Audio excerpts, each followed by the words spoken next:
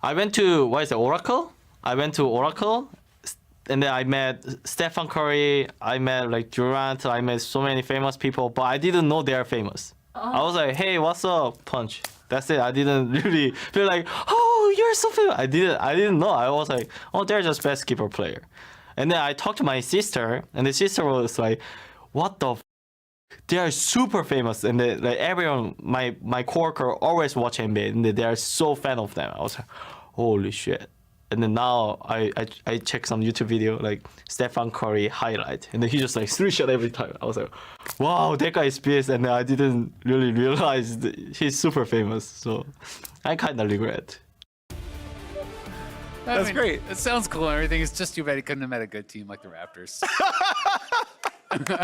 No one ever blows a 3-1 lead in the finals. It'll be fine. Nope. Hello, and thank you for joining us for our final game of the day. It is Clutch Gaming versus Golden Guardians. And as far as week 1 performances go, Golden Guardians delivered some of the most impressive performances of the weekend. Yeah, I'd say they had the most impressive performance of any team in week 1. You know, based on the eye test, they looked so damn good. And Contracts talked in an interview about he thought he was the biggest problem for the team. You know, referring, I think, specifically to their playoff run where they did come up just short against FlyQuest, and you know that he has fixed a lot of those issues coming into summer, and this is the best start they've had in their history, and it's a team that I think most people are looking at and thinking is the most likely to challenge that big 3, but FlyQuest maybe throwing that into question with how they played today. Yeah, well, meanwhile, Golden Guardians, one of the last 3 undefeated teams in the LCS. The other 2 undefeated teams already won today, so maybe they will also. But we could talk about Clutch Gaming now, of course. They have had some good ideas, but they are falling short on execution. Yeah, exactly. I mean, I think a good example is, you know, coming out with the Pike for Huni, you know, that was a pretty cool pick. That was pretty exciting, but it didn't feel like the team really knew how to use the pick. They weren't playing heavily around it. They were not creating these chaotic moments where the champion can really succeed. And it feels like Clutch is a little unsure about what roles to play through, what their play style is. When you think back to last split, most of their success was actually, you know, Piglet playing Aurelia and this sort of crazy style. Codyson is a very different style of player. He's a standard marksman player. So Clutch has to really decide what kind of style you're going to play and start to work away at that quickly. Well, right off the bat, Clutch Gaming have their ideas on some jungle bans. Olaf first ban is usually a little bit surprising for me. We'll see what they can pivot to later on, as they are still going to drop off that support pick. And I'm sure there is a reason why, and this can be proved out through doing lots of drafts, but I feel like Yuumi is almost always blue side banned. And normally if the champion is just like ubiquitously OP, you want to first pick it, but there have to be some reasons on trade picks why you don't first pick it. And it can simply be that your support isn't as practiced on the champion, right? Sure. Because it certainly is a very different style, and to play it at the pro level, I actually think it's quite difficult. I think the champion has a very high skill cap as far as, you know, disjointing skill shots and being able to jump in and out on team fights, hopping off for auto attacks and all-ins, all these sorts of things. So could be certainly a case along those lines, and also could be simply a situation where you are not willing to skip over a pick like Jace or something along those lines as a first pick, but yet you think it's too powerful of a champion to give away for a duo bot lane. Meanwhile, champions to give away. Silas, again, first pickable here, and Clutch gonna jump on that one pretty quickly. That doesn't surprise me too much right here, but it does leave a lot otherwise open. If you want a Sona Taric, it's there. If you want Zaya Rakan, it's there. And with just the single jungle ban of Olaf dropping that pool low. Yeah, there is still a lot of answers available here. A lot of the flex picks are still actually up. Yes, Jace has got nerfed. That is still there. Akali is still there. If they want to go that route, Nico going to be locked in very quickly, though. So Nico as well as Sejuani can be both mid or top, but we generally do see Nico top. Yes, it was also very rarely played, you know, in play-ins. It was played bot lane, but certainly expecting it to be going up to Hanser. Silas could be going to Demonte or Huni. They are certainly a team that can flex quite a bit. Well, right off the bat, we're going to see Jarvan answering pretty quickly in, and Rumble, a pretty quick pickup there. So Clutch already showing all their solo lanes here. They're going to pick bot lane at the very end, unless they do some kind of crazy shenanigans. And they're ready to go. Both these matches are going to feel good about Nico. Yeah, very, very interesting stuff to actually see that coming out. I mean, Huni did play Rumble last week. It was in a loss as they are 0-2, but did have a fairly good performance. It was one of those situations though where it felt like oftentimes he was reaching and trying to be almost engaged or looking for these long-range equalizers instead of combining it with the rest of the team. Yep. I am happy to see it paired up with Jarvan this time around because I do think the Cataclysm sets up for some very powerful equalizers. If you can lock multiple members in there, if they have no way out, equalizer is an enormous amount of damage, and already feeling like Clutch is again looking for team fights. Well, very excited to see what they can round out this draft with. You see Golden Guardians dropping 2 of the big Essence Reaver marksmen off the pool. I would say that Xayah and Sivir probably are the top 2 overall bot laners in League of Legends, at least as far as marksmen are concerned. Yeah, also worth noting, all that the Golden Guardians bottom lane has played so far is Ezreal Tahm Kench. So are they actually going to ban away Tahm Kench or not? Yes, it has been kind of nerfed as far as the support style. The rank 1 ultimate, for example, is such a short range now. They do get it taken away. So I do think it makes sense, despite the fact that some people were thinking it's a lot weaker. Olay had been having quite a bit of success with it, so make him show you something else. And it's interesting because Golden Guardians are the only North American team to play Tahm Kench. That champ is still around pretty much every other league in the world. So NA hates it except for Olay, and now Corki going to be grabbed up. Of course, again, knows Sylas and Rumble are his only matchup, so right off the top of the bat, bam, there we go. Golden Guardians will play Corki for Froggen. And now Clutch going to grab Jinx, and I think it's going to be very good for Cody Sun alongside Nautilus. I like this duo lane a lot. Yeah, I do like this quite a lot. This is really interesting. This is something I've talked about with you quite a bit is, sometimes people are looking at, okay, it's an Ezreal lane, let's try to play something really aggressive and punish it. I think the other option is always just outgreed the Ezreal. If Ezreal wants to get tier and go late, great. Do that with Jinx too, and Jinx is going to outscale. Jinx is going to be, monstrously strong in those team fights. So will be very interesting to see if they can pull that off. Golden Guardians have a very magic damage heavy composition when you're looking especially at the top side of the map.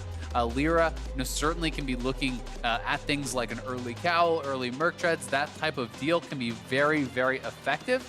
And that is always a concern I have when I'm looking at the 3 AP top side. That being said, Haunter could go on hit to offset some of that, but I'm not sure that's really the style that they're looking for. It feels like they're drafting more for a team fight. So yeah, double marksman in the backline already is probably enough persistent damage that maybe the burst is useful here, but exciting stuff all around. We can wait the last 6 seconds to see if the Sylas and Rumble are switched around. Rumble, a very good mid laner as well. Of course, we know Sylas can top, but Huni going to stay comfortable on that Rumble, stay in that seat there. You've got 2 great engage tools with Jarvan and Nautilus. You've got really good team fight backup with Rumble and Jinx. And Sylas good all around, can easily handle a side lane himself. So do you like the Clutch 5-on-5? The Golden Guardians, a little bit less easy to execute, I would say. I think there's a bit more required just in setting it up. It's a bit more skill shot reliant, for example. Yeah. Either way, I think still good champions. We'll see how it kind of bears fruit in game. Yeah, it will be very interesting. I always like looking at Sylas and what kind of ultimates there are to steal. And while Corki's ultimate is not the most compelling, Ezreal, Thresh, Sejuani, and Nico all are very powerful. So certainly you have to be really worried about what a team fight looks like when you can steal a Nico ultimate and have so much guaranteed setup for it with the Jarvan and the Nautilus. We're getting ready to go on to the Rift. Clutch Gaming hoping to turn their fates around. Golden Guardians undefeated so far in the summer split. They're expecting their 3rd win here. We'll see if they can do it. On to the Rift. Here we go. Clutch versus Golden Guardians. And it is press the attack Nico, so maybe it is on hit, yeah. Yeah, so it is on hit, certainly. Don't think you would be going for that rune if you want to go attack AP. Doran's Blade into AP, yeah. That would be pretty random.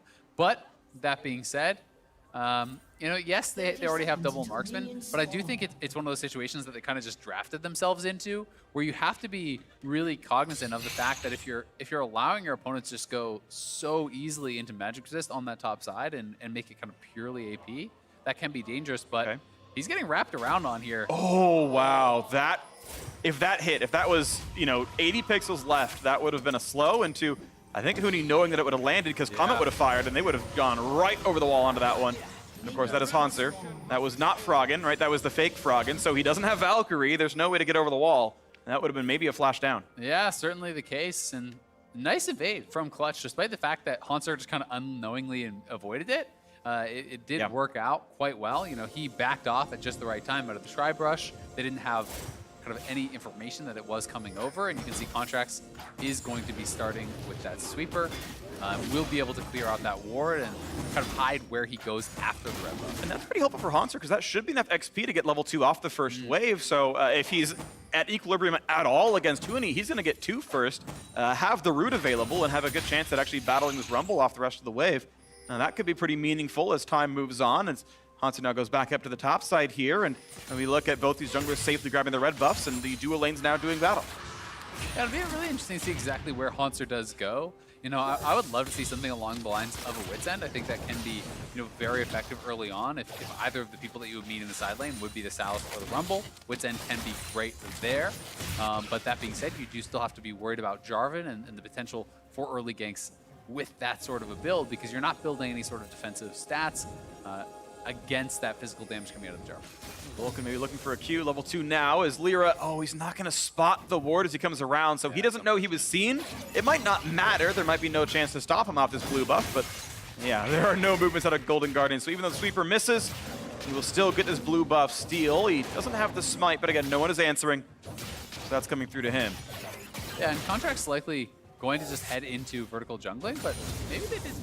They had to have spotted him, right? Just now it's pinged, so I think they actually didn't notice, or I'm not sure. Maybe the observers can let me know if he actually was spotted when he walked up. Yeah, I'm shocked that he didn't go into vertical jungling from that position, because almost always you will see the junglers make that decision when they see, you know, J4 coming in and invading there. Sejuani just goes and kind of counter takes the blue.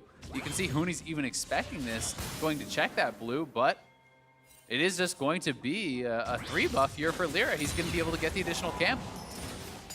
All right, yeah, I'm going through the Fog of War right now, and actually, yeah, I mean, that was like, I'm just like watching it back and forth over and over again, and like Jarvan just like walks by the ward. They saw him and just no one noticed, so that's pretty sloppy, honestly, from Golden Guardians to not have spotted that out. Unless they spotted him, no one pinged, and still decided to just go and give up a 3 buff, but that seems pretty strange.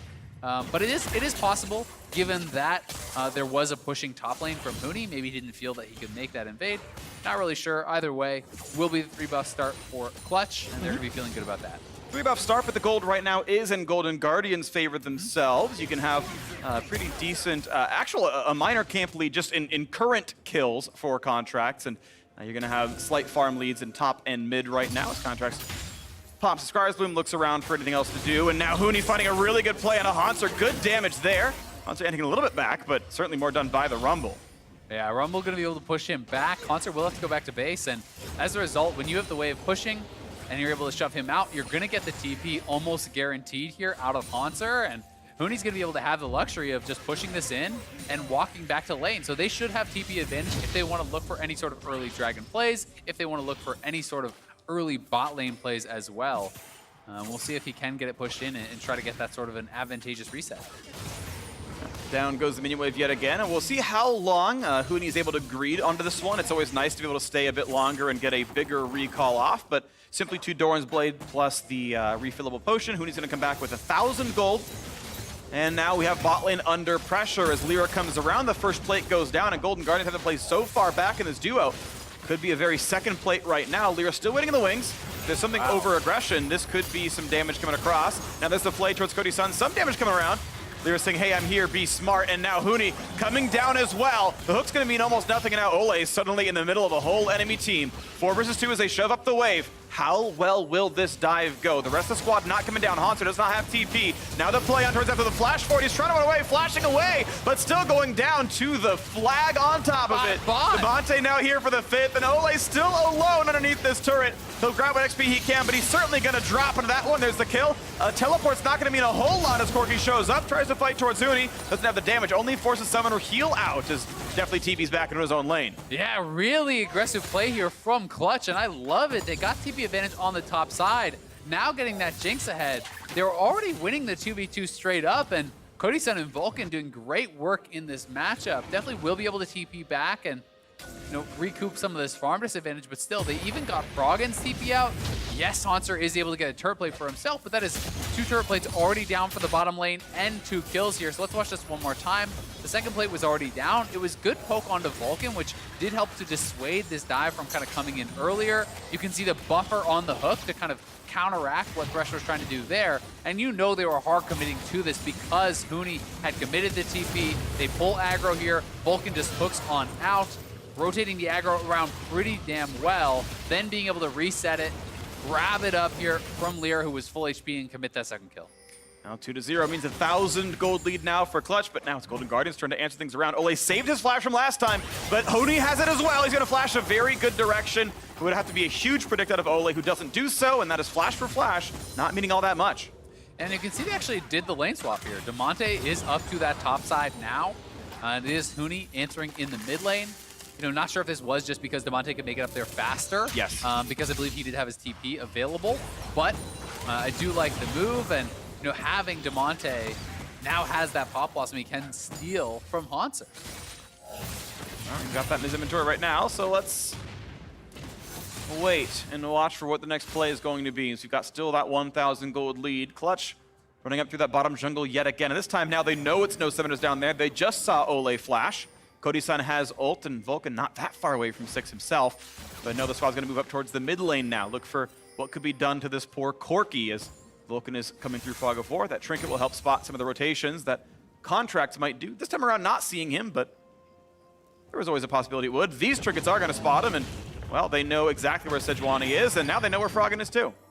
Yeah, it'll be interesting to see who's going to actually commit to this first Dragon play. It looks like Clutch wants to make the move to actually try to fight here around this blue buff. Jinx is a little bit late to the play, though. Well, a good smite, and Atlanta gets him right back out of that one. Zap's going to mean basically nothing against that shield, and it is Golden Guardians able to stay safe right here, sitting there with their buff in their own hands. Not the champion they wanted to have it, but at least it's under their control. Last one not going to land. Yeah, very calmly handled, honestly. I like a bit of pressure here from Clutch. It's a good attempt. It doesn't get much of anything, but it does deny it, at least from Froggen, as you pointed out. So it's a worthy little piece of pressure, but Olay and Contract's able to handle that one pretty well. Will be Clutch, though, making the move towards the Dragon. They are a very powerful level 6 team here. You know, when you do have level 6 on Jarvan, as well as the Sylas, who has Pop Blossom available, that is frightening to engage into. And when Nautilus hits 6 as well, you're going to have that guaranteed engage. And a highly impactful Pop Blossom. Wave clears the mid lane. Devontae had it timing out. There was no more teamfights to be had as that Drake was already gone. And now, once that cooldown comes back up, he can take himself 7 rockets and wave clear with that too. Yeah, Froggen sitting now on this package and just kind of use it to get out on the map. Not likely to be able to really get any sort of roams done with it. Sometimes you do see people just using the package to walk into the opponent's jungle and try to do some scouting with that because it's such a reliable way to escape from any sort of pressure, and will just be dropped in retreat there. Yeah, in case there was a stun coming through, but not going to be finding much there. And now we have the jungle continuing to be battled for as over the wall goes Damonte, and that's going to be blue buff handed off. Perhaps that one without much issue. Top scuttle goes to Golden Guardians, and the game still stays same state it was a little while ago. Cloud Drake plus 2 kills. Hanser, I like this. Grouping up the wave so that it will freeze and push towards his side. And then starts to attack the caster minions. So he'll deny some gold away from this rumble, but doesn't want to be under his own turret. Yeah, we'll be pushing this in, and you definitely want to be pressuring and trying to work on those turret plates as the Nico. Your passive third hit does work on turrets, so that is always a very, very strong part of it. You can see he did grab the Vamp Scepter, but then went back into a Null Magic Mantle, so not sure if he's just kind of making a pit stop for the Vamp Scepter and then is going to go into a Wit's End, or if this is just the casual Null, which is going to be sat on and then go into the Blade of the Ruin King, because he certainly does have both options, and either way, I do like grabbing that early magic resistance because Huni very likely is going to be picking up flat 10, and the defensive stats are just cheaper and kind of more effective when you are looking at Sork Boots versus a Null or even the Oblivion Orb versus that. Definitely advantageous, and even if they swap, he'll still be against Damonte, and that MR will be useful against that matchup as well. Just Jarvan can, you know, hit pretty hard, but that's okay. It's still tank Jarvan. Cinderhulk completed now, and Cinderhulk does magic damage, so we're still good. Top lane gonna be attacked through the river. That is Lyra picking up the Eye of the Herald, and they've got a lot of time to work with to knock that one in and get 300 to 400 gold off of that charge. Yeah, and right now, there's no one kind of answering this bottom side here. Definitely is going to be pushing that up. We'll see how quickly he can get this over into the turret, but it feels like Clutch is happy to just make the full-on swap. They're the ones with that Rift Herald, so they can kind of dictate where they're going with it, and they're just going to look for a first turret top side. Should be theirs, because there's not really any way for anyone to contest this now, as even Damonte is threatening the roam up. they can honestly even continue to escort this in and threaten for a second turret. Yes, Golden Guardians is going to try to answer that push on the bottom side, but they're so far behind the push, and Jinx plus the Jarvan attack speed from the flag is incredibly effective at knocking down turrets, and you have the Rift Herald to boot, so they could go 2 turrets to 1, or even potentially 2 turrets to 0 here. Yeah, it's a one Just equalize plate. the next wave. One plate so far picked up. Some Huni farm was denied, but there's the charge in, and half HP on tier 2. They decide, you know, that's enough for us. We'd rather take your jungle and maybe consider the mid lane, maybe consider a quick reset to spend our money there. They're not going to push their luck too hard on top lane, though it might have been successful. Yeah. They're going to play the safer route here instead of their 2,000 gold lead. Yeah, I think they could have committed for that, but it is certainly a riskier play to go for. They had IE gold, they have some of these item completions coming through, so they want to reset, look to grab that, and instead of going for another trade, they're just going to elect to swap back to bottom lane. Pings coming down on this bottom outer turret, which is sitting at just over 2 plates. You know, barely 1 hit remaining on it, you know, before that next plate does go down, and they had already gotten a lot of chip damage off on it earlier. So now Cody Sun and Vulcan likely going to be joined by Lyra on this bottom side of the map, and you can just walk up and start sieging this turret too. Well, another wave clear Pop Blossom spent by Haunter up in the top lane as he shoves that, resets, buys his next few pieces towards this Wit's End, but there's going to be a TP up Nico, walking top lane, 1 minute till Mountain Drake. It's about a 6-second desync between the Drake spawning and Pop Blossom being back available. Shouldn't punish. Yeah, 160 gold sadly missed there by Golden Guardians, but they would rather get Cody Sun up to this side of the map, knock down the wards, make sure they have control of this one because they seem to be very cognizant of this Drake spawning, and it's very important to them. Yeah, really wanted to just get that vision going, you know, invade as a 3-man squad, so they're not going to greed it out for that extra plate, but still should be able to push this in, and I do want to see them pressure this turret. This should be a very easy one to take. You see multiple Golden Guardian members were around that mid lane, so they can walk up, and this is not going to be contested whatsoever. Golden Guardians bleeding out quite a lot of gold here, and I do think it's concerning with the amount of scaling that is in this clutch composition. Jinx is going to be quite far ahead of the Ezreal as far as the gold advantage is. It's already 1,100 gold in the favor of Cody Sun. Yes, he has not been able to spend that gold, so for any potential fight right now, he's not that far ahead, but should be their Dragon 2, and then you can even try to look towards mid lane and start to try to push down there. Golden Guardians committing their members to the top side of the map instead as Haunter keeps Huni under the turret, and you can see this Sejuani up inside the jungle. This is the second Drake picked up, and if Jinx is ahead of the curve, even though she's not a Ruin King champion, she can absolutely evaporate things like Baron in minigun form. She is ahead of the curve. This is Mountain Drake picked up early on. Clutch Gaming, who have had a very good early game, have the tools to convert that early game into an early Baron, into sieging in the mid game. Yeah, they really do. I mean, it's not only all that damage, but it's a guaranteed engage, and that is something that sometimes these teams in our league are drafting these really complicated compositions, you know, and not always having lots of forms of engage. We did see Clutch struggle with that last week when they had Rumble for Huni. They didn't always have, you know, the really kind of clear-cut ways to start fights. So often he was kind of fishing with that equalizer, as they talked about in Champs Select. This should not be a game like that. You should be able to start any fight you want with Nautilus and Jarvan. And be able to have that follow-up from your backline. Tried and true 5-on-5, certainly available here in this squad. They've got the gold underneath them to make sure that those stats are going to bear some fruit.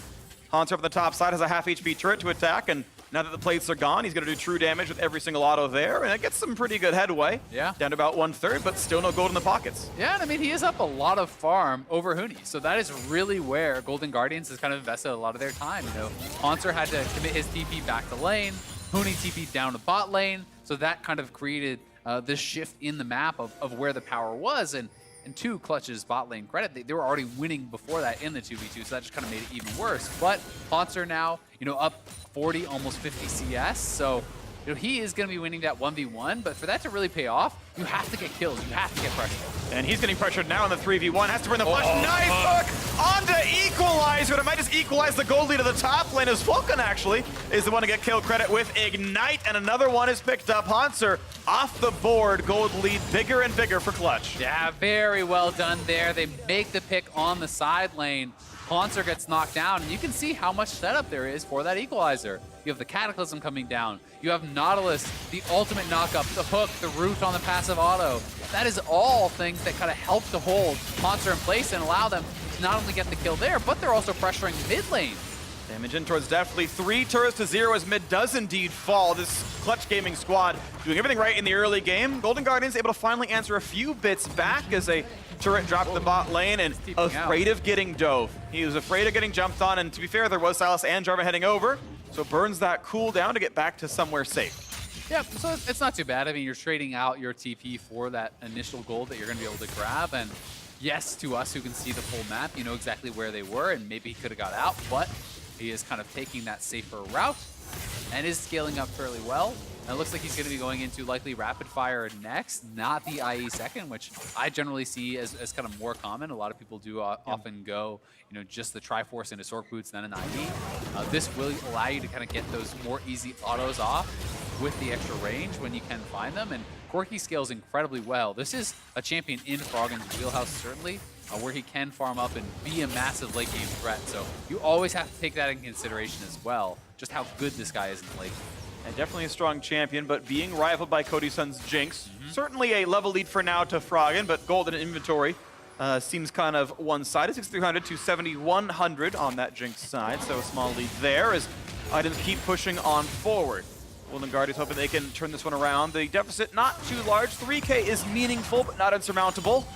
And we wait 80 seconds for this next Drake to spawn. Infernal now in this one is going to be really important. I would say it's going to mean a lot for Clutch. They've got so many damage dealers. Golden Guardians want to get it off their hands and empower their own late game marksman. Yeah, definitely the case. I think both these guys are going to try to have to set up and look for a potential team fight, but you know, that is not really where on-hit Nico usually succeeds, where Rumble really is going to be happy. Already on the Leandries plus the Sork Boots, has rank 2 of the ultimate. You know, you are in a great position to really tear through a team fight. And Haunter now does have that completed Blade of the Rune King. He did elect to go for just some early MR to sit on that. The Negatron will kind of be there to bridge the gap towards any potential With's End later on. But 30 seconds on this Infernal, and we've got to start to look to see, you know, where is the vision being set up for these teams. And Clutch has so much vision.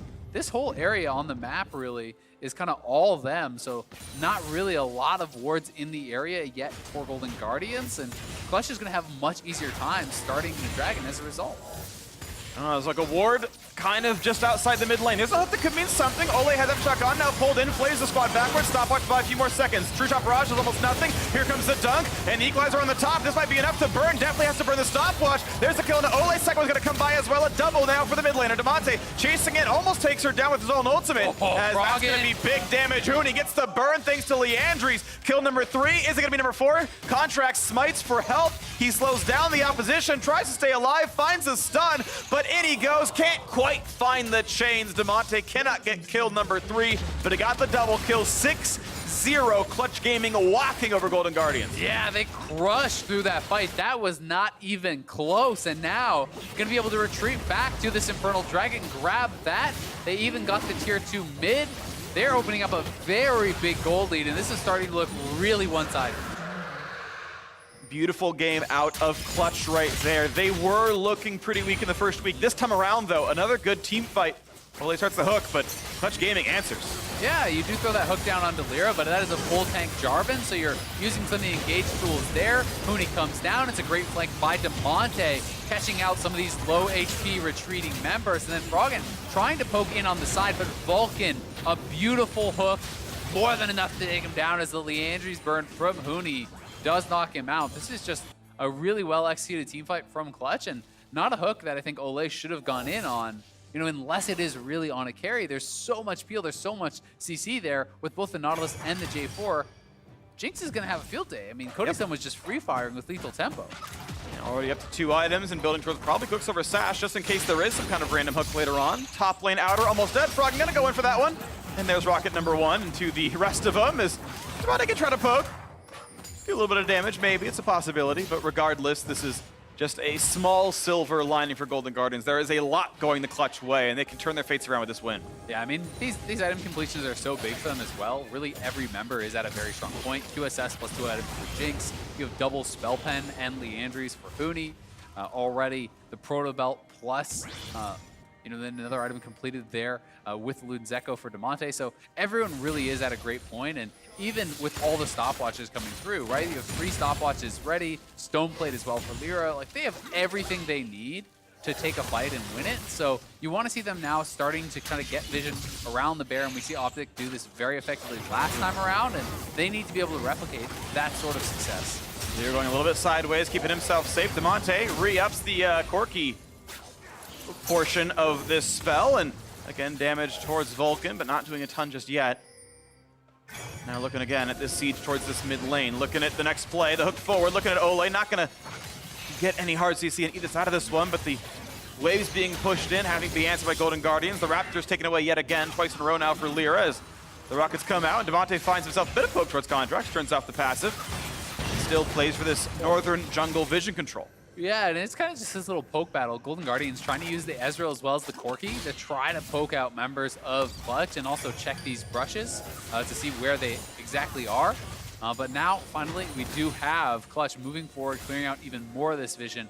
There was that one ward outside of that Baron Pit, which has not been spotted just yet. But besides that, Clutch is really aware of really all of this vision, but they're going to go in. Try onto the tank Jarvan. They don't get a whole lot done. Half HP, that's one ult down, make it a second, and that is not memorable damage here. No, I mean, he didn't even feel threatened to use the Stone Plate or Stopwatch or anything, so that's a fair bit committed there with the ultimates coming through from Contracts and Deftly, but not going to be punished really for it, as it looks like Clutch is kind of just resetting on the map. We'll see if Golden Guardians are going to be aware of those recalls and if they're going to be able to get in and try to reestablish some semblance of vision control in this area. Well, they try. Sweeper is on, a couple of wards down on the map, and as those resets come through, it does feel like Golden Guardians are kind of aware of this. But he's on the bot side, grabs himself his own red buff. QSS is done, which makes him feel very safe. 1,300 gold in inventory means a Zeal if he wants one. But a control ward is arguably better at the state of the game, and kudos to you for playing around the vision game. Cody-san, I like that one. 6,000 gold, though. Golden Guardians have to work their way back as Clutch take this topside river. They're going to knock down all of these wards. They can see every single one of them with that control ward in the pit, and they will once again darken this river. Yeah, again, it's really just restarting this whole area. So they have great vision, here in the river. You can look all along this area. That is all Clutch. Where you really need to see them kind of extending it, though, is looking forward to these areas up here and these areas up here, because that is where you're going to have to see Golden Guardians poking in from to try to get towards that Baron Pit and then drop wards over. Until you can really deny all those avenues, you're going to see the Golden Guardians not really be giving up that Baron. Concert trying to juke away, and they guessed correctly which one was not the clone, but he's still able to walk away. The hook's not quite going to land. He'll stay alive without burning summoner spells, but you can see the pressure mounting on all kinds of sides in this map as Huni walks his team in, and they're going to go ahead and steal his blue buff away. That'll go as it burns to the red buff to Cody-san. More mana on Jinx. Now it's Froggen just jumping into the squad. You knew they were there. And down he goes. A very unceremonial kill. Yeah, I mean, they just cleared the ward. They had full of information, I believe, that they were all around there. I think Froggen just thought, there's no way they can kill me. I have package. And Froggen, very wrong about that, unfortunately, does go down. You lose that, it means Clutch can just start up this Baron here potentially. I think they should just start it, and they will. Without one of the strongest members on the team here for Golden Guardians, it's just going to have to be them sacrificing that Baron. So huge mistake from Froggen. Already a 7,000 gold lead. Make it even more. Clutch is in full control. Golden Guardians pick up at least a Drake for themselves. That's Infernal. It's something on the board, but it's certainly going away from them. Clutch, what a performance here. Winning all across the map. The only lane they really lost there was the fact that, well, you got an AD Nico against Rumble. That's just going to happen sometimes, but they played a teamfight composition. They dove the bottom lane around level 4. That went really well, and they never let off the gas. They got so many turrets early on, and they got leads everywhere. Yeah, I mean, even the top lane, a lot of that lead, you can argue, was from Huni TPing bot lane, while Haunter actually TP'd back to lane. So, they are in now such a good spot. You can see even the Magi is a pretty bold buy here from Damonte being grabbed up. So he feels he's at such a strong point, working towards that Zhonya's third. 3 items now done for the Jinx before Ezreal has those items done, despite the QSS on top. So that is very, very frightening. Clutch has everything they need, I think, to potentially close out this game. Thunderbolts and Lightning here for Clutch. They are looking really good as we have, well, 2 minutes and 20 seconds still this Baron buff, and they're ready to walk right up the mid lane. 4 turrets gone, and it's bot and top lane where there are openings. Now the attempt towards Huni, though. It's Golden Guardians not trying to go quietly into the night. They're looking for some kind of way back into this one, and Huni might not have any kills to his name. There is the pickup there, at least a little bit of something for Golden Guardians, but it means that the answer in the mid is there. Inhibitor turret's going to drop right away. The inhibit itself will drop as well, and then Clutch can reset off their next set of waves, because guess what? You got Demonte pushing in top side. Top tier 2's already gone. They can walk there as well, but do you siege 4v5? For Demonte, that answer so far is yes. He's got Majais. He's feeling pretty bold. But a 5v4 could still be risky. Hook's going to come in. They're going to find a support. That's a pretty squishy champion. Damage on a Vulcan as he pops a stopwatch. Is there a re-engage now? A Sejuani stun is available now as Vulcan is killed off by Ezreal. That is now 2 champion kills, but it's 2 turrets that went towards Clutch plus the inhibitor. Yeah, critically, Vulcan never able to proc his aftershock there. He couldn't get an auto or a hook. The ultimate came out and did not land until he'd already gone down. So support Nautilus is very squishy. If you cannot actually get that aftershock off right off the bat, they are able to capitalize on that. As you say, 2 kills going Golden Guardians' ways. That's their first 2 kills of the game, by the way. So nice hook here from Olay, and they are able to capitalize on it. The stopwatch does buy time, but Jinx and Silas cannot really walk forward and actually punish this. They did not have the ability to engage over the wall with the turret still alive. So it is Golden Guardians pushing Clutch back and buying themselves some semblance of hope, but Clutch is already reset and they're just going to keep shoving. And I will say that even though I would argue that 2 turrets and inhibitor is better than 2 kills, I think most people would agree with that one. I think it's still one of the best plays Golden Guardians could have made, being you're against Baron and 8,000 gold. Exactly. You have to take in consideration the overall game state. Yeah, it's not a 50% chance to win the game at that point. So, you know, taking a play that is slightly in your opponent's favor still can shift the game state slightly towards you, right? Yeah. You're giving yourself a little bit better chance to win. We do have Cody Sun looking to siege here, moving on up, and they just need to be careful about Sejuani. That is a stun on the front line, but it is onto that Nautilus. The shield not broken. They're going to keep walking forward. Definitely looks for some poke. Not going to find too much just yet. And that turret is 1 cannon minion away from dropping, and down it goes. Money still in the pockets. 10,000 gold, nearly the lead for Clutch. Yeah, they've got to be a little careful because they have Huni on the top side, so they are going to wait till Huni has the wave at the turret, force someone to respond before they fully commit here. Because losing a 5v4 is really one of the only ways you could be in trouble in this game, but feeling quite confident at this point. Demonte now has an eco ult. He is level 16, and Huni is going to be on that top lane turret. With Sejuani ult down, the only thing you have to watch for is just marking Thresh. As long as the person he can hook isn't going to die, you're okay with this one. But now it is a push towards Huni. On rotation at half health, and Huni is going to be picked off. But now watch for the rest of this map as the bottom inhibitor has been dropped as well. And yet again, it is a kill for a turret, and it's likewise inhibitor, but it is at least pieces of gold traded back and forth. Yeah, Huni going to get picked off again there, you know, walking out pretty confidently. The package was grabbed by Frog, and they're able to convert on a kill. So pretty important for them. Frog going to be able to get the red buff here also, and has hit a very strong point of the game. This is IE, Trinity Force, and Rapid Fire. So if you can somehow get access to Cody Sun, you can pop him. There is the chance there of a team fight being turned around, but it is so hard to get through these 3 melee champions that are going to be sitting in front of him, 4 if Huni is there too.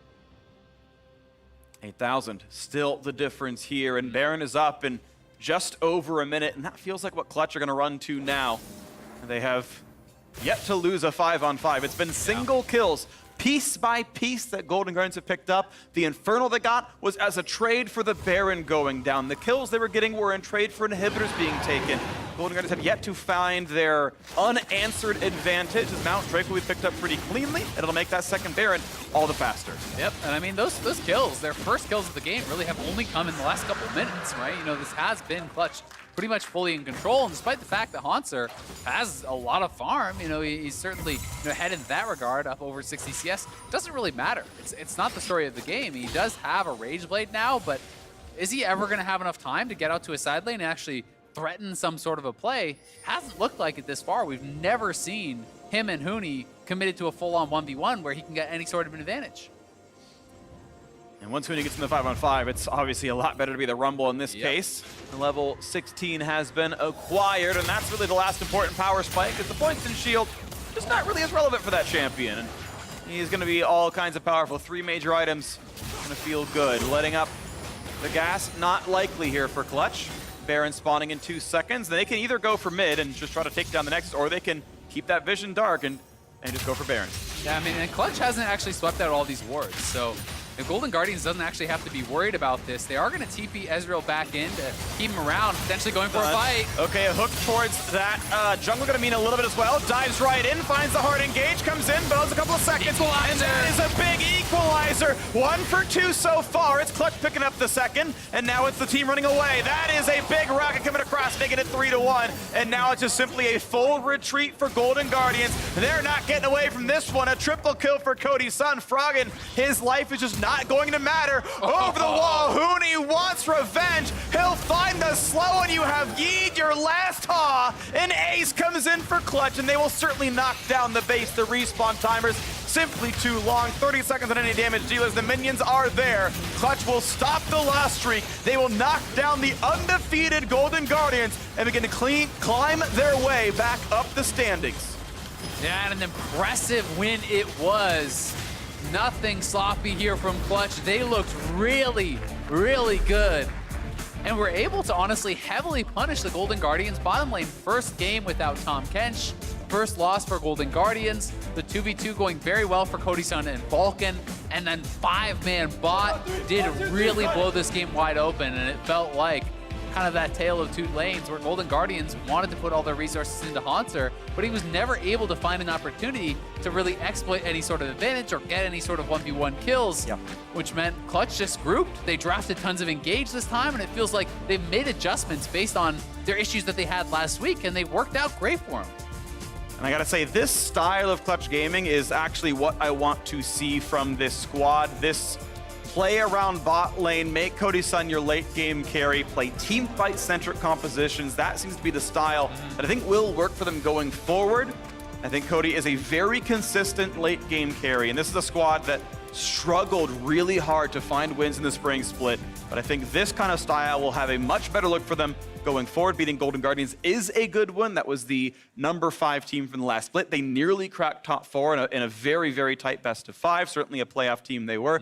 It was an undefeated team so far in summer. This is a quality win that you can feel good about and say, look, if we can play like this, we're a playoff team. Yeah, and it's really interesting because we've had this discussion, amongst the casters a fair bit. If you are towards the bottom of the standings, how should you play? And I have always really felt that if you're not having success with complicated compositions, draft 2 hard forms of engage, play team fight. It's such an easier win condition. It's so much more straightforward than trying to have, all these 5 skirmishing champions where you have to force chaotic fights like they did last week or playing the Pyke G2 style.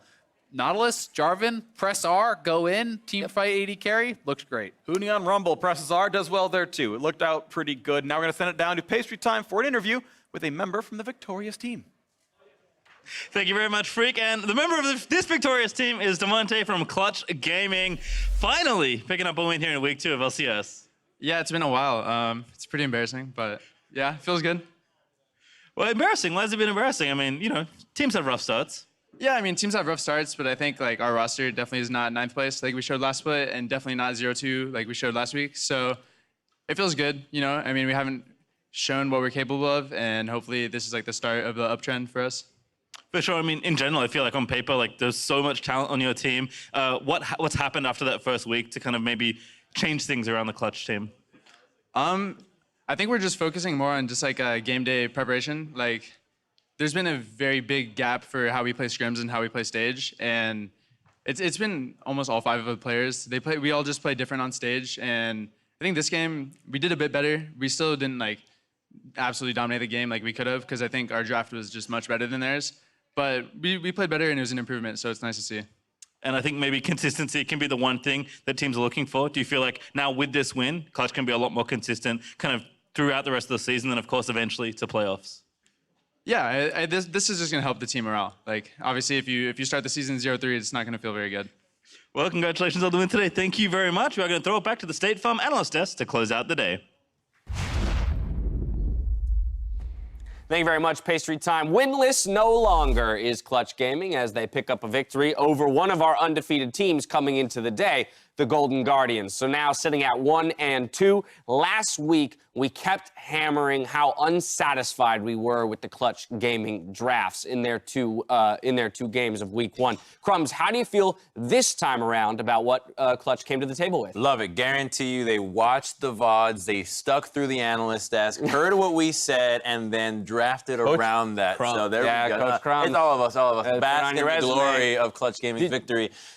Nautilus is amazing for what they were trying to do. Last week it was about Jason Rumble, kind of tough to execute, but now Nautilus presses R, guarantee knockup, lay the equalizer on top of it. You got Jarvan Cataclysm as well. So much easier. Azael hit it on the desk throughout the cast. It's exactly what we wanted to see.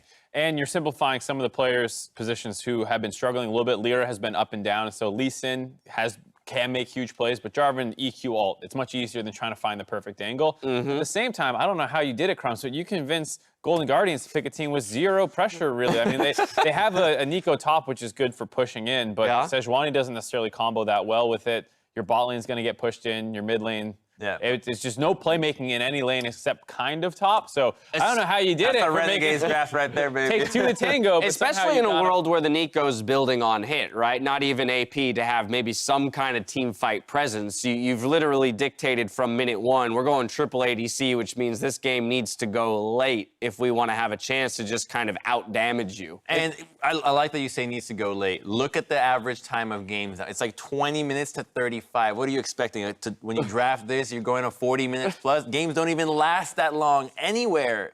I don't like it.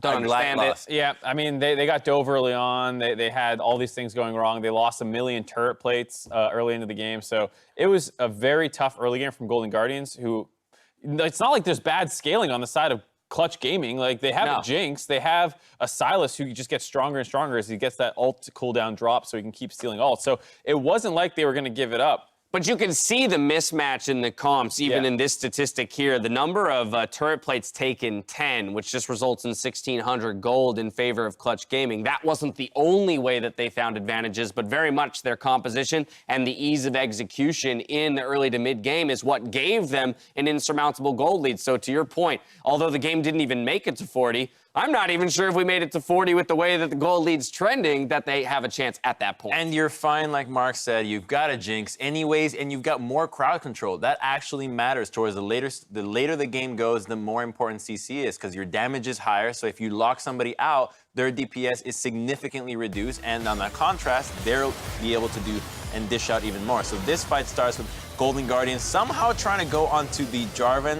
They're going to regret that one right away. And with a really nice flank from Demonte on the right-hand side, they're able to clean up those guys over there. And then another great hook out of Vulcan is enough to finish out Frogger. Yeah, and you know, Lyra had a great EQ combo into Ultimate, which is exactly what we're talking about, this simpler team fight execution. Once that comes out, that's where Huni lays his equalizer. So even though they all flash out of it, they had to flash out of it. They're all separated. Whereas previously, in the previous Rumble game, they just kind of walked out. And you know why it's better for it to be these champions like Jarvan and Lee Sin for ease of execution? It's not just that we want the individual players to be able to have an easier time pulling or making big plays. It's that as a team, you know exactly what your teammates are trying to do. Yes. I know what the Jarvan's looking for. I see it from a mile away. They're clumped up. He's going for the combo. He's going for the ultimate. If I have a Lee Sin on my team, I have no idea what this guy is thinking at any point. He might do an insect. He might do a kick flash. And at the end of the day, a steady composition gives you a steady gold graph. And that same logic does apply to solo queues. So if you at home are taking anything away from this, it is exactly that. There are certain champions in the League of Legends that are much more binary in what they want to do, and having those lens to your teammates, being able to follow up well with it. But I also want to key into the interview that Demonte just shared with Pastry Time, because I think this is a guy who has high standards for himself, and in the spring split was beginning to make a name for himself as one of the stars of the team. And you can kind of see to a degree how hard that 0-2 start was hitting him. He's very unsatisfied, it seems, with the poor start. But that is, again, what excites me about this roster, is that those losses are only serve as fuel for him, motivation for him to get better and prove that they are not an 0-2 team like they showed in week 1. Yeah, in a lot of ways, it's sad that they're feeling this way, but still, as an outsider, good that they're fired up, that they're not satisfied, that they want more. This is a ton of guys with chips on their shoulder, Huni wanting to get back, Cody Sun wanting to get back into it, Vulcan not being proven, Demonte not really being proven yet, Lyra being so good and falling far down. Like, every single one of these guys has so much to prove this split that, like, from their perspective, yeah, you want to make playoffs, you want to make a Worlds run, but more than that, you just want to prove that you can compete right now. That you're worthy, without a doubt. Now, with the day complete, let's get a refresher of the standings. Cloud9 and Optic Gaming, they maintain an undefeated streak, while Golden Guardians drop to 3rd alongside Team Liquid. Clutch Gaming, they move up to 5th next to Counterlogic Gaming, Echo Fox, TSM, and FlyQuest. But now for the more important part of it all. The predictions for the day where Mark snags that FlyQuest so close. TSM difference, but no 5-game day for either of you, as Clutch had the upset But hey, look at in that. the final one. We're all lined up. 11-4, 10-5, 9-6. It's a nice little 1-2-3. Oh, okay. I was like, you're all I thought you were going to say you're all even, but I'm coming for you. Mark's coming for you. We've discussed this. You're a slow starter when it comes to predictions. I'll go 0-5 tomorrow. You know, it's no big deal. Yeah, why not? I'm even keeled. How big a gap you think you can make up? How far could you fall? He's not going to take me up. Not a single day will he Give over. me 0 right on week 4. Let's See if I can get let's to 50-50. handicap this. We'll just give Mark an automatic 5 loss. Taking a look at the games that we have coming up tomorrow, the day starts with Counterlogic Gaming hoping to take down Team Liquid, followed by 100 Thieves versus Clutch Gaming, and 3 more matches before LCS cooldown with Cloud9's Licorice and Sneaky. Then, of course, our Academy Showcase match, Cloud9 Academy versus Echo Fox Academy. But taking a look at that packed schedule for tomorrow, gents, what are you looking at? Which matchup is the marquee one for you? I think the last one, you got FlyQuest against Optic. FlyQuest I thought you were going to say demolished C9 Academy versus Echo Fox Academy. Yeah. Watch that one too, the baby. last one. Yeah, I'm casting that. That's very important. so tune into that one. Hey, C9 Academy for like the 5th Academy They're great. season in a row, they're smashing again. So like They've all taken a loss already, though. 2-1. 2-1, but Yeah, it was exciting. It was a good game. Yeah. it was a good game. All right. Watch I'm actually really excited for that cooldown as well. Sneaky Licorice are always an exciting. Yeah, they're going to tell us about the draft against from Cloud9 and Echo Fox's Academy as well. So we'll get to maybe hear some nuggets about how Leaks. LCS Cloud9 interacts with Cloud9 Academy. Small teaser. Now I'm ready. Now I'm even more excited. My appetite has been whet. If you need more League for your eyeballs, though, stay tuned for the LEC rebroadcast, which had a finals rematch with Origin looking to take down G2 to conclude their first week. That said, now for myself, the casters, the entire live broadcast crew, thank you for watching, and we'll see you tomorrow for more of the LCS. Good night.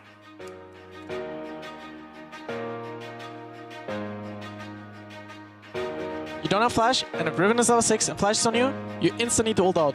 Hecker in the middle, finds 2 Fears, gets that first kill and a reset for Broken Blade, and they can certainly chase for more. Do they find the opening? Akini goes down, Viper has arrived and his fangs are sharp! They're going in. We're good. Wait up. We're okay. We can win this fight. I'm going in. Yeah. Viper charges right back in! It's venomous! 4 kills, and the stopwatch stops the reset! So nothing comes through for Pyke, it's 4 for 0! Whoa, holy. There's a new guy with the jersey in the crowd. One more? It's a different guy from last week. Another one. Nice. Are there any more? Nope. That was a couple of seconds, and that is a big equalizer. Full retreat for Golden Guardians. They're not getting away from this one. A triple kill for Cody Sun. I can practice my Clown Fiesta skills. And Aphromoo and Bang go for the 2 versus 1 on the double lift here on the bottom side. I think I can save him. I'm dead. Wait.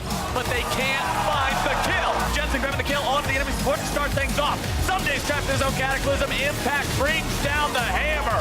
And Team Liquid will destroy 100 Thieves.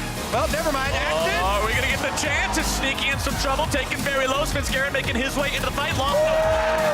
Svenskeren here for the counter this time around. There comes your explosive cast, but you're not going to counter that. Echo Fox trying to disengage. They don't want anything else to do with this. Cloud9 going forward. Cataclysm into Palm Blossom. And Echo Fox is annihilated. Nice job. Good look. It's a murder. Oh, yeah. Can't get a return auto attack onto Crown, who is waiting. And Wave fearing good. Stun, and actually Crown, yeah, taking a lot of damage to that one. Kingslayer gets the health back up, and over the wall he goes. What a flash! Oh, that was beautiful! PoE finds the kill. Holy shit, I'm taking this. Did hit the stun, but Crown plus the minions. He's 6 first? Yeah, he's 6 first because of that minion advantage. This is just completely decimation. It is Optic taking down the base, a 30-minute win. Should we kill him?